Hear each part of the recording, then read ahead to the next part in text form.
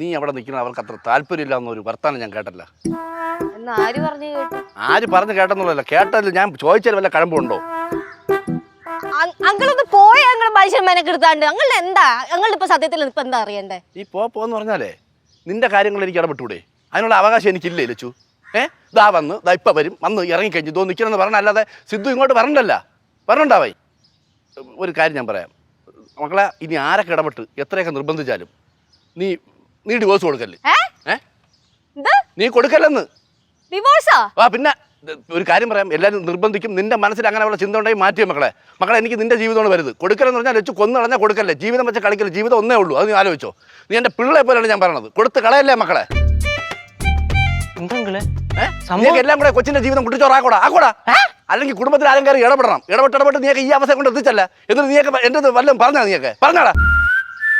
കാണുമ്പോൾ അങ്കിളെ പുങ്കിളെ എന്ന് വിളിച്ചോണ്ട് പറഞ്ഞല്ലാതെ. ഒരു കാര്യം ഞാൻ പറയാൻ വെച്ചു, ജീവിതം നിന്റെയാണ്, നിന്റെ തീരുമാനം എടുക്കണം നീയാണ്. ഇനി നീ എന്ത് പറഞ്ഞാലും അങ്കിള് ബാസി അങ്കിള് ജീവനോടെ ഇരിക്കുമെങ്കിൽ ഞാൻ സമ്മതിക്കൂല. മക്കള് വാ അച്ഛനും അമ്മയും തമ്മിൽ പിള്ളേരെ മുഖം നോക്കടി. കഷ്ടോടാ ലച്ചുവേ. അങ്കിളെ ശരിക്കും പ്രശ്നം എന്തുവാ? കഴുത പാര് വളർന്ന് കാളവലായി. അല്ലെ സഹോദര പ്രശ്നമാണ്, ഇടപെടണം. അതെന്തിനാണ് ഏതാണെന്ന് അറിയാതെ അവൻ കോല നിങ്ങൾ വല്ല പിള്ളേരെ പറയാൻ ആളാടാ നീ. സഹോദരായിരുന്നു നോക്കണം ആദ്യം, നാട്ടിലെ പെൺപിള്ളേരെ കാര്യം നോക്കാം. ചോദിക്കണ് ചേച്ചി പ്രശ്നം. ചേച്ചി പ്രശ്നം എന്ത്? ഞാനും സിദ്ധും തമ്മിൽ ഡിവോഴ്സ് ആയിരുന്നു. എപ്പോ എന്നാണ് പറഞ്ഞ് നടക്കണത്? അത് പറഞ്ഞ് മനസ്സിലായിക്കോട്. ആര് പറഞ്ഞു അങ്കിളടുത്ത്? സംഭവം എന്തുവാ?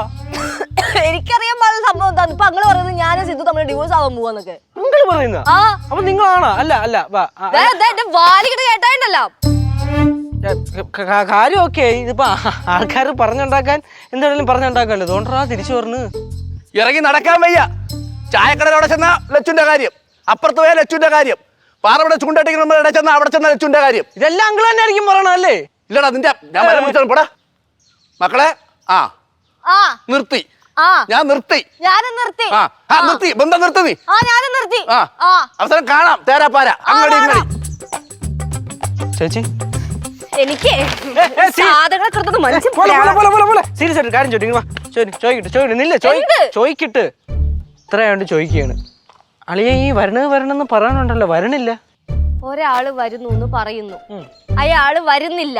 അതിപ്പോ ഞാൻ എന്ത് ചെയ്യാൻ പറ്റും? ചേച്ചി ഒറ്റ കാര്യം, ശരിക്കും നിങ്ങൾ തമ്മിൽ വല്ല പ്രശ്നമുണ്ടോ? എന്റെ ദൈവമേ, ഏത് നേരത്താണ് ഈ വീട്ടിലേക്ക് മാറാണെന്ന്? നിങ്ങൾ ഭാര്യയും ഭർത്താവും തമ്മിൽ എന്തെങ്കിലും പ്രശ്നമുണ്ടെങ്കിൽ നിങ്ങൾ പറഞ്ഞു തരണം. അല്ല അളയനെ ഇതിനകത്ത് പിടിച്ചേക്കില് കേട്ടാ. പറഞ്ഞ് തീർത്തോളാം. ഇതെല്ലാം കൂടെ ഇട്ടിട്ട് പോയത് ആരെടുത്തോണ്ട് വരുമെന്ന്.